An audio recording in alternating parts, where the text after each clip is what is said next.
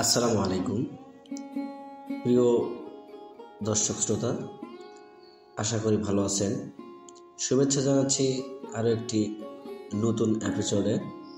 আশা করি আজকের প্রতিবেদনটি ভালো লাগবে। আজকের প্রতিবেদনটি থাকছে পাতাকপি চাষের উপরে। দেশের প্রায় সব অঞ্চলে রবি মৌসুমের অন্যতম সবজি বাঁধাকপি চাষ হয়।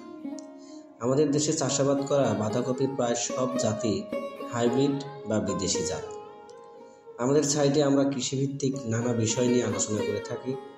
এরই ধারাবাহিকতায় আজ আমরা আধুনিক বাঁধাকপির চাষ পদ্ধতি নিয়ে আলোচনা করব। আশা করি খুবই তথ্যবহ ভিডিওটি হবে, তাই ভিডিওটি না টেনে সম্পূর্ণ দেখতে থাকুন। অত্যাধিক বেলে মাটি ছাড়া প্রায় সব ধরনের মাটিতেই বাঁধাকপির চাষ করা যায়, তবে অধিক অম্লীয় বা লাল মাটিতেও বাঁধাকপির চাষাবাদ তেমন ভালো হয় না। অন্যদিকে বাঁধাকপির চাষাবাদ সব থেকে আদর্শ মাটি দোআঁশ বা পলি দোআঁশ মাটিতে ভালো হয়। বপনের সময় শীতকালীন সবজি বাঁধাকপির চাষ বর্তমানে গ্রীষ্ম ও বর্ষাকালেও করা যায়।